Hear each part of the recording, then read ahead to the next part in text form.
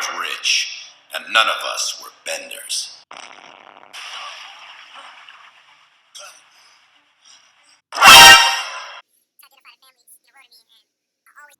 Ever since I watched Legend of Korra Book 1 for the first time, I instantly became a big fan of this dude Amon. I mean, he's a villain, but he's actually kind of a good person. And it's not only that, but like his bending abilities are freaking awesome. Like he literally just looks at you and your entire body is under his control. But looking back at all of this has got me thinking.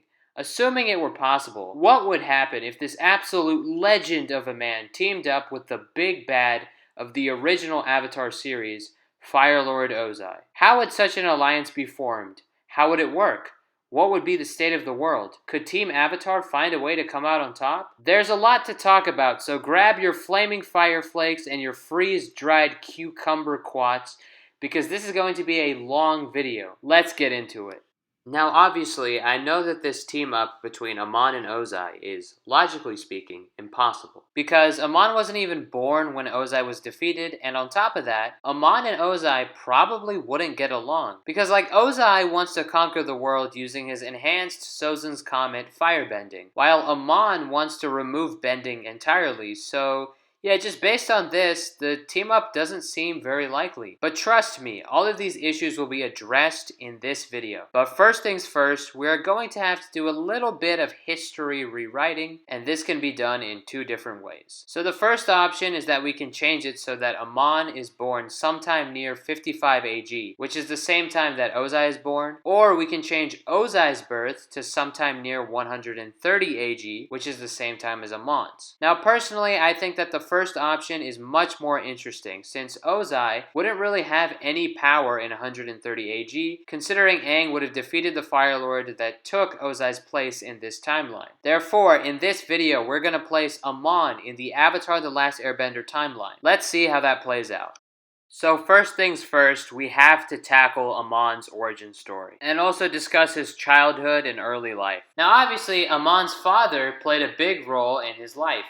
His father's name's obviously Yakone, and he was a crime boss in Republic City, but eventually he's caught and put on trial. One thing leads to another, and Aang removes his bending. Then Yakone gets plastic surgery and trains Amon and his brother in bloodbending to get revenge on Aang. Now obviously for this to work, we're going to have to change a lot of things since Republic City doesn't exist and Aang is still stuck in ice. So in this storyline, let's say that Yakone is from the Southern Water Tribe instead of Republic City. Just like Hama, he is captured by the Southern Raiders and thrown into a Fire Nation prison. Thankfully, because Hama and Yakone were working together, and because Yakone is considered a waterbending prodigy, the two of them were able to break out way quicker than Hama did by herself in the original storyline. After breaking out, Hama chose to move into a small Fire Nation village and take revenge on the people of the Fire Nation. But Yakone does not choose to go this route. Instead, Yakone decides he wants to be a crime lord. And yeah, I know that sounds really random, but like the problem with Yakone is that we don't really know much about him personally. We got some information on him, but that was more for the sake of telling us about Amon's backstory. And because of that, the series didn't really dive into Yakone's childhood or anything like that. So the point I'm trying to make is that we don't really know why Yakone made the choices that he did. So anyways, now the question arises, how would Yakone become a crime lord? Because it's going to be a hard task to accomplish in a small village. He would need to go to a much bigger city in order to build up his name and reputation. So I think the place that Yakone would move to is Ba Sing Se. It's the biggest city in this current time period that is not under Fire Nation control, and it also has an extremely large population. So Yakone travels to Ba Sing Se, and there's two ways he can get there. One is by taking the Mary, and the other is by the Serpent's Pass. If he chooses to take the Mary, he would somehow have to find a guide to give him a passport.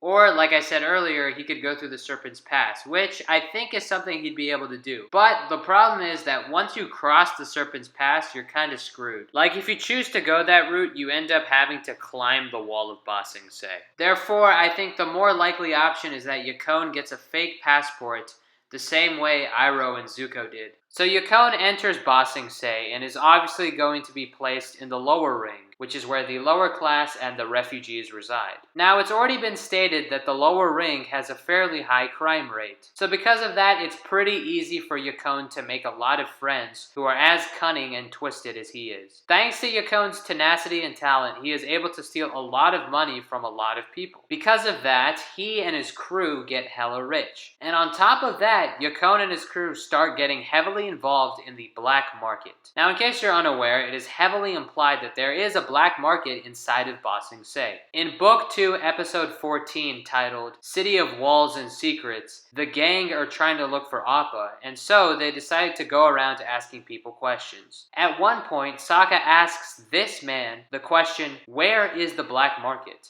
And when the man is asked about it, he starts sweating, and Ju Di tells him not to reveal anything. So pretty much, I think that this scene heavily implies that not only does a black market exist in Ba Sing Se, but Long Feng and the Dai Li are actually cool with it. In fact, they probably like that there is a black market because it probably bolsters the economy of the city. So anyways, let's say Yakone becomes pretty well known and starts to sell things in the black market. Maybe he's selling some of that good cactus juice. Now obviously the Dai Li start figuring out that Yakone has been stealing from people, and so they try to capture him and his gang, but they're unable to because Yakone is too powerful. Now, like any good crime lord, Yakone's main goal is to make a lot of money and potentially get into the upper ring. As Yakone becomes increasingly more notorious in the black market, Long Feng starts to hear about his organization. At first, Long Feng wants to capture Yakone and his crew for stealing from innocent people and killing Dai Li agents. But then, Long Feng realizes that although he has been causing trouble to the citizens, Yakone has also been bringing in a lot of product for the black market. In fact, Yakone and his crew have brought in so much product that Long Feng decides to reward him and his crew by giving them a place in the upper ring. Now, before we continue, I should make it clear that in this storyline, Yakone cannot bloodbend without a full moon. Now, don't worry, I'm not gonna do this with Amon. Amon will get all the abilities he had in the original series. But in this timeline, Yakone's bloodbending capabilities are the same as Hama's, meaning that he can only bloodbend with his arms when there's a full moon. And I think this makes sense logically because Yakone learned bloodbending alongside Hama in a prison cell. So he wouldn't have access to whatever resources he had in the original timeline that helped him improve his bloodbending. Now, the main reason I'm doing this is because if we don't nerf Yakone, there's no way that he will be defeated without an avatar present. Like, without moving his arms, Yakone bloodbended every single person in that courtroom, including Aang and Toph.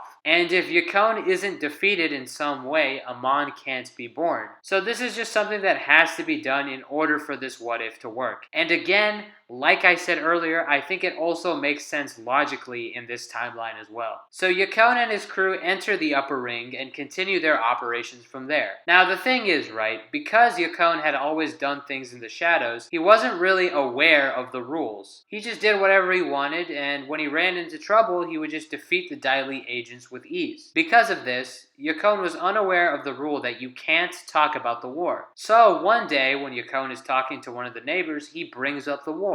And at first the neighbor starts avoiding the topic, but Yakone keeps bringing it up. Eventually the neighbor outright tells Yakone that you are not allowed to bring up the war in Ba Sing Se. Yakone finds this rule ridiculous, and being the arrogant, controlling person that he is, he tells the neighbor that he does not care and he finds the rule stupid. "I've got a connection with the higher-ups," smiles Yakone. "That man up there isn't gonna do anything to me. He is too scared and I'm too important." The Dai Li overhear the conversation between the two and report directly to Long Feng. "He's too valuable of an asset to get rid of," says Long Feng. "We must capture and deal with him at Lake Laogai." Yakone likes taking late night strolls. That is the perfect time to capture him. He's alone and no one can back him up. Plus, everyone is asleep so no one will see it happen. So one night, Yakone is out walking and 20 Dai Li agents gather around to capture him. 5 agents hide in the back to provide assistance in case Yakone tries to run. Unfortunately for them, there is a full moon on this particular night. "What do you guys want?" asks Yakone. "Master Long Feng wants to see you. He's displeased with some of the things you said. If you just come with us, we won't have to take you in by force," says Dai Li agent number 1. Yakone smiles. "What's wrong with that old man? I have done so much for the economy of this city. I practically own the black market. Surely I deserve a little more freedom rhythm than this. This rule cannot be broken. You know what? Me and him got a good thing going, so I'll respect his wishes. I won't mention the war anymore. Just to be sure, come with us. Yakone gets annoyed by the Dai Li's persistence and bloodbends all 20 soldiers simultaneously. The 5 Dai Li agents hiding in the back look in horror as their comrades are killed by Yakone. They go back and return to Long Feng and tell him everything. What a dangerous ability. We have to take some action on this. He is a threat to our entire city. I can't trust someone who has the ability to kill all of us with ease.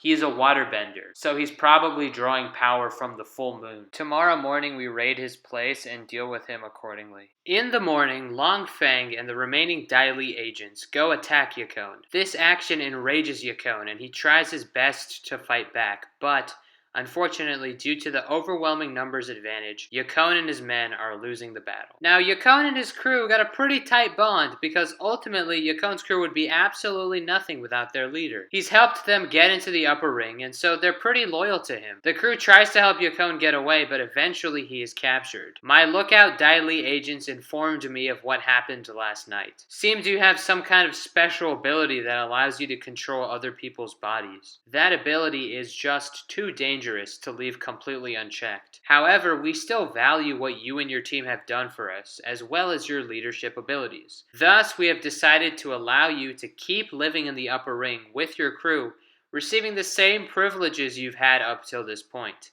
In order to stop you from attacking us, however, we will be removing both of your arms. Yakone's eyes widen in horror. And so after the operation is completed, Yakone and his crew are ordered to go back to work. Similar to the original series, Yakone now wants to get revenge on the people that put him in this state. And with the help of his crew, Yakone manages to flee Ba Sing Se. The Dai Li try their best to stop him, but Yakone's crew fight off the Dai Li and pretty much sacrifice themselves to let Yakone get away. Then Yakone runs off to the Northern Water Tribe, but this time no plastic surgery, mainly because it probably doesn't exist in this time period, also because I don't think it's really necessary either. When he arrives at the Northern Water Tribe, he tells everyone that he is from the Southern Water Tribe and was captured by the Fire Nation. He was a skilled waterbender, and because the Fire Nation was threatened by his ability, they removed his arms. But thanks to his talented friend, he managed to escape. The Northern Water Tribe chief believes this story because realistically there's no reason not to. As time goes by, Yakone falls in love with a woman and they have 2 kids, Noatak and Tarlok. Yakone begins to train them in bloodbending, and obviously Noatak is very talented in it, while Tarlok is not. Because of that, Tarlok is punished by Yakone, which Noatak does not like, and like in the original series, this is the main reason why Amon hates bending and wants to get rid of it. Due to Noatak's talent, he eventually finds a way to bloodbend without the use of the full moon. This completely astounds Yakone, as he was unable to achieve this in this storyline. This causes Yakone to give more attention to Noatak and gives Tarlok more trouble, as now his father expects more from him. At the age of 16, which is 2 years later than when he learned it in the original series, Noatak finds a way to do psychic bloodbending. For a brief period of time, this gives Yakone hope that he too can bloodbend this way. However, due to Yakone's old age, he is unable to learn it. Eventually, Amon gets fed up with the way Yakone treats Tarlok and bloodbends him. Then he runs away, pretty much exactly what happened in Legend of Korra. Now, the issue we run into is that there is very little information on what happened between Amon's life in the Northern Water Tribe and the events that occurred in Legend of Korra.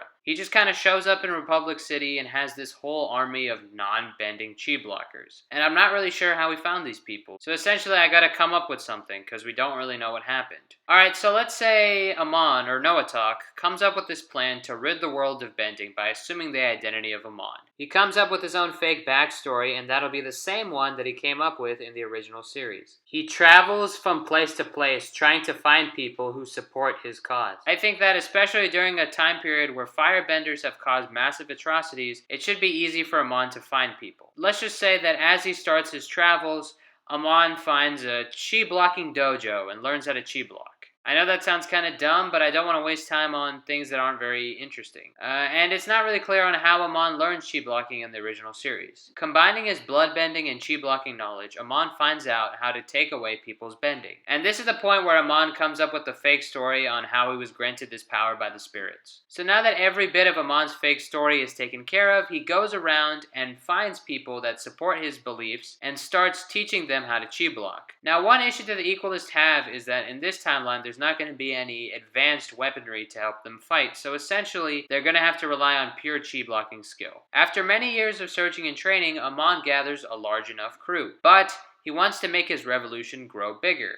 And he decides that the best place to go and do this is the city of Ba Sing Se. It's kind of the same logic Yakone used. Ba Sing Se is the largest city in the world, not controlled by Fire Nation at this point. And on top of that, a couple years back, General Iroh attacked Ba Sing Se during the war, which probably made a lot of citizens in Ba Sing Se unhappy. And a portion of them at least subconsciously feel that this war wouldn't be as destructive as it is now if bending didn't exist. The city of Ba Sing Se would give Amon the opportunity to have a much larger following. So Amon and his men enter Ba Sing Se the same way Yakone did. Upon entering, they claim to be a group of war refugees. Obviously, when Amon gets there, he's put in the lower ring just like Yakone was. But, unlike Yakone, Amon does not want to get money or power. He wants to make real change happen. However, unfortunately, after the incident with Yakone, the lower ring security has almost doubled because they don't want another incident where one man can rise to power and potentially overthrow Long Feng. Plus, in case Yakone does come back for some reason, they can capture him. And in general, the amount of people involved in organized crime has increased. At first, Amon's plan is to have his men go around and spread the word about his anti-bending movement slowly over time in order to prevent the Dai Li from figuring out. But a couple months into the process, Amon realizes that this is taking way too long and a lot of people just do not believe that he can actually remove people's bending. So Amon decides that he needs to have a demonstration, kind of like what he did in Korra. Thanks to all the connections that Amon and his crew have formed over the 2 months, they are able to get the word out quickly. Eventually, everyone in the lower ring becomes aware of the event. Obviously, because the event is so well known in the lower ring, naturally the Dai Li become aware of it as well. Who is this man? Asks Long Feng. He goes by the name of Amon. He claims to have been granted a special power by the spirits. He says that bending is the source of all evil and thus he wants to remove it entirely. And he claims to have the ability to do so. He's been getting quite a lot of support actually, says the Dai Li. He's probably going to try to increase the number of his supporters at this demonstration. It says here that they've captured the great earthbender Sato. What? That man is insanely powerful. He's the guy that became the leader of organized crime in the lower ring after Yakone left. We've received several complaints about him, but we've never really been able to capture him. If this man Amon really was able to do that, he must be really powerful. Long Feng nods. The problem with Sato is that, unlike Yakone, he doesn't bring in that much to the black market. He and his crew mainly steal from people and cause trouble. He does us more harm than good. If this man can get rid of his bending, it'll actually solve our problems. However, I get the feeling that Amon will cause more problems than Sato ever could. If he really does intend to start an anti-bending revolution, he's definitely going to bring up the war. This will disrupt our peaceful culture. We have all worked so hard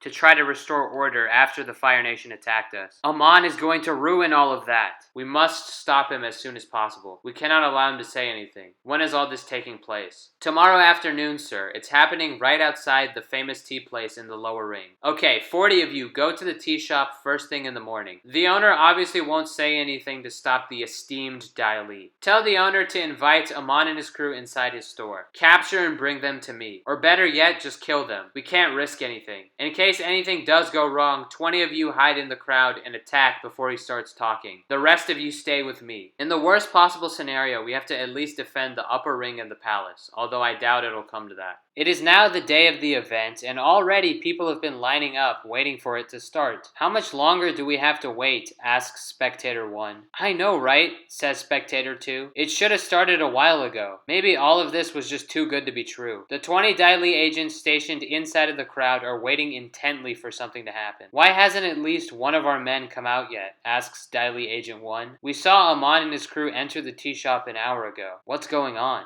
I don't know, says Dai Li Agent 2. They were supposed to walk out and announce to the crowd that the event is over. Is it possible that they're still fighting? Dai Li Agent 1 starts laughing. Are you kidding me? There's no way those non-benders are that strong. I mean, they probably just forgot and went back to Master Long Feng. Don't worry, I'll go and make the announcement right now. Sorry to keep you all waiting. The Dai Li Agent looks at the entrance of the store in pure shock. What? We ran into a little trouble back there, says Amon, but I've got a special treat for all of you. Alongside the Earthbender Sato, Amon's men bring out 40 Dai Li agents that were inside the tea shop. No way, they won? Before Amon begins the demonstration, he starts providing the people with examples of how bending has negatively impacted their lives. He brings up the criminal Sato as an example and also the 100-Year War. He also mentions the Dai Li and how they've been ruling the land through fear. They are not even giving you freedom of speech, yells Amon. And look at how they are separating you from the rest of the citizens. They're treating you like you're inferior. Now that the crowd gets riled up, Amon instructs his men to untie Sato. Then, just like in the original series, Amon fights him and then removes his bending. The crowd and the Dai Li are in utter disbelief. Cheers erupt from the crowd. Praise Lord Amon. He will save us from the tyrannical rule of the king and the Dai Li, and he will end the war. Without bending, there's bound to be peace. Now, time for us to remove the bending of these Dai Li agents, announces Amon. The crowd yells in anticipation. We can't let him do that, yells Dai Li Agent 3. All the Dai Li agents try running towards Amon, but they struggle to get through the crowd. Amon notices these agents try to approach him. Just as I expected. We've got more Dai Li agents here to try to stop us from doing what needs to be done. Everyone, these are the people that have been ruling over you and treating you like dirt. Show them how you feel. Attack! The angry mob swarms the Dai Li agents and overpowers them with sheer numbers. We're going to the upper ring, yells Amon. I'm taking over this city. Hijacking and filling up all of the trains, Amon and his supporters first travel to the middle ring. Amon delivers a similar speech and asks for a volunteer bender in the crowd to be a test subject. Then obviously, like last time, he removes their bending, and the crowd is in awe. People from the middle ring join his revolution into the upper ring, although not as many people joined from the middle ring compared to the lower ring, mainly because the majority of the people in the middle ring are either students at Ba Sing Se University or tourists. Plus, in general, the quality of life is better. Master Long Fang, Amon is in the upper ring, announces Dai Li Agent 1. What? Yells Long Fang. He's got a large amount of people on his side. It's going to be an all-out war at this point. Damn it. What is going on, Long Fang? Asks the Earth King. A crazy man has begun a revolution and is coming up to the upper ring. Don't worry, all of my Dai Li agents are here. Knowing him, he'll probably come to the royal palace, and once he does, his little revolution will come to an end. We have an overwhelming numbers advantage. He and his tiny group of non-benders and untrained civilians stand no chance against us. Plus, you have your royal guards to protect you. There's nothing to worry about.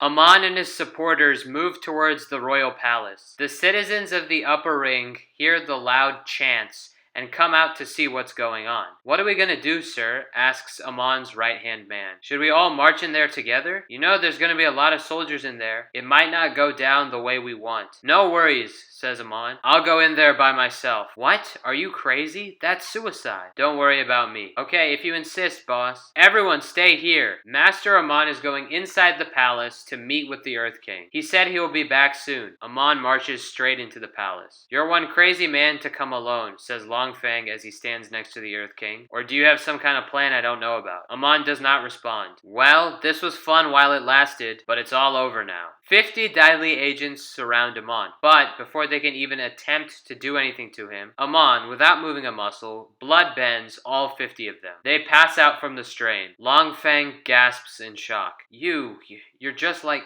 Do you know Yakone? Asks Long Fang. Amon's eyes widen. Just hearing his name angers Amon. Long Fang notices this change in emotion. Amon composes himself quickly. Remaining soldiers, have you witnessed what I have done to your comrades? Yells Amon. It doesn't matter how many you have. You do not stand a chance against me. The future seems bleak for all of you, but I can offer you a chance at survival. If you join me and swear to never speak about what happened in this room, I will spare your lives. The choice is yours. The room grows silent. Are you crazy? Laughs Long Fang. I know you're strong, but I have thousands and thousands of Dai Li agents at my disposal. You don't stand a chance against all of us. Attack him, my Dai Li agents. Don't you see the angry mob of people eagerly waiting outside? If you kill me, I'll become a martyr. There's no way that you can restore so-called peace to Ba Sing Se. Your government has already crumbled. You have lost. If you join me, Dai Li, things will be much easier for you. Long Feng is stunned. We've restored peace once before and we'll do it again. Dai Li, finish him now. One of the Dai Li agents earthbends some rock handcuffs around Long Feng. What is wrong with you all? They chose correctly. They know that there's no hope to restore order. What is this nonsense? Yells one of the royal guards. We just have to take you on ourselves. The royal guards run towards Amon, but the Dai Li agents intercept and ultimately end up defeating the king's royal guard. Amon walks up to Long Feng. You know the saying, don't you? Says Long Feng. The enemy of my enemy is my friend. I saw the look in your eye when I mentioned Yakone. What did he do to you? Come on, me and you can work together and take him down. Let's rule this place together. I don't need your help. Long Feng sneers. You know, you're a lot more like that man than you realize. Same crazy bending ability, same arrogance, but in reality, you're both just frauds. It's like you're practically related. Amon's anger grows, and he starts using his psychic bloodbending on Long Feng. The sheer force of Amon's bloodbending causes Long Feng's head to twist 180 degrees. Amon walks out of the palace with the Dai Li agents following close behind him. Amon notices that the Earth Kingdom military has arrived on the scene and is attempting to get control over the crowd. Amon's soldiers and some brave citizens are trying to fight them off. In order to help them, Amon and all of the Dai Li agents attack and subdue all of the Earth Kingdom soldiers. Make sure no communication was made with the outside, yells Amon. We can't have people attacking us before I've got control over the city. Yes, sir, responds the Dai Li. The crowd is in awe. Amon explains to his supporters that he has convinced the Dai Li to mend their ways and says that from now on, they will not impose their power over the weak, and instead they will go back to just being protectors of the people. Amon will remove their bending and make them undergo chi blocking training. Now that I'm in charge, there will be no upper ring,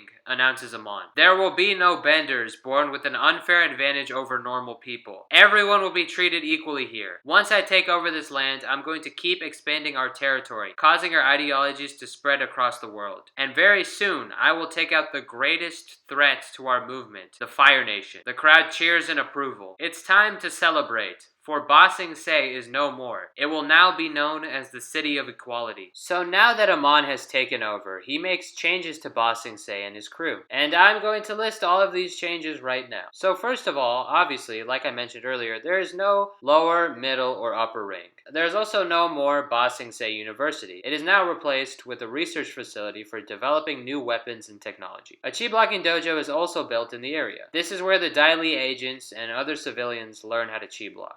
Additionally, Amon establishes a new police force whose main headquarters are located near the palace. Former Dai Li agents and members of Amon's original crew join the force. Some of the people that were in the Earth Kingdom army also join, but the majority are kept locked up in prison, alongside the Earth King. Also, Amon establishes a spy group. This group is filled with people that worked closely with Amon since the beginning, and their goal is to get information on the outside world and find ways to grow themselves militaristically. One spy from the Equalists actually finds out about a mechanist that resides in the Northern Air Temple who builds things for the Fire Nation. He lets Amon know about this, and Amon tells him to bring that man to the City of Equality so that he can work for them. So the spy manages to get into contact with the mechanist and tells him to join. After being forced to do labor by the Fire Nation, of course, the Mechanist would want to aid the group that fights against them, but he is obviously being blackmailed by the Fire Nation. So the spy pretty much comes up with the same plan Sokka had to destroy the only way up to the Air Temple, protecting it from future attacks. The Mechanist, his son, and a few other people that worked with them go to the City of Equality while the rest stay in the Northern Air Temple. The Mechanist works at the research facility that replaced Ba Sing Se University. So obviously one of the main parts of Amon's goal is he wants to get rid of bending entirely, or at the very least get rid of it for the most part. So he establishes a rule that if anyone is caught using their bending abilities to threaten or to put someone in danger, they will be thrown in prison for life and their bending will be removed. As expected, however, there is also a rebellious faction of benders that is trying to overthrow Amon,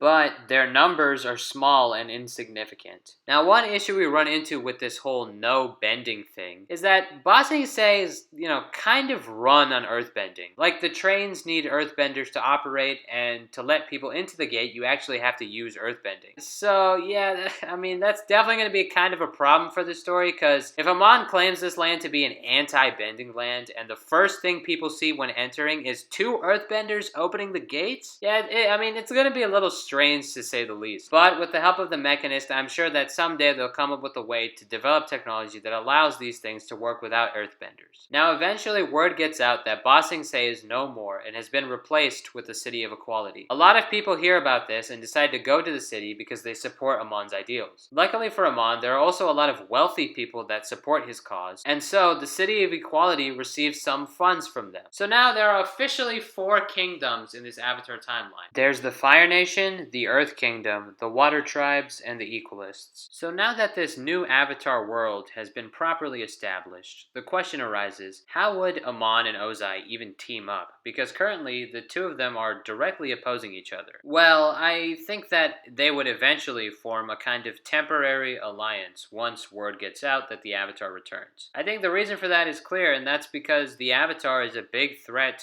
to both of their goals. And you know what? I actually think that the Avatar's arrival would cause Amon to lose a chunk of his supporters, because I think that some people just choose to support Amon because they think that he can take down Ozai, and they don't necessarily care about this whole anti-bending stuff. But I still think that the majority of people would continue to support Amon. Now, once Amon and Ozai team up, I'm gonna be honest, it's not looking too good for the gang. With Amon's spies all over the world, the Avatar's location could be pinpointed at any time. Plus now, Team Avatar gotta go up against 2 different forces. On top of that, in this timeline, the support for the Avatar would not be as much as it was in the original storyline. As I kind of alluded to earlier, Amon is gaining a lot of support right now because of the general public's hatred towards the war. He's playing on people's emotions, because one of his main claims is that the war wouldn't be as destructive as it was if bending didn't exist. And people are buying into that because, he kind of has a point, right? And therefore, there are mixed reactions regarding the Avatar's return in this timeline. A lot of people are probably going to want the Avatar dead. It's safe to assume that Aang wouldn't be given the same treatment he got in the original storyline. He probably won't get that much help, and people from all over the world will probably be trying to maybe injure or possibly even kill him. Unfortunately, it seems likely that Team Avatar would die in this timeline. And if Aang dies in the Avatar state, then well, it's all over. But as always, there is a way. If the Avatar manages to expose Amon for the fraud that he is, kind of like Korra did, then Amon's reign is over. But to be able to do that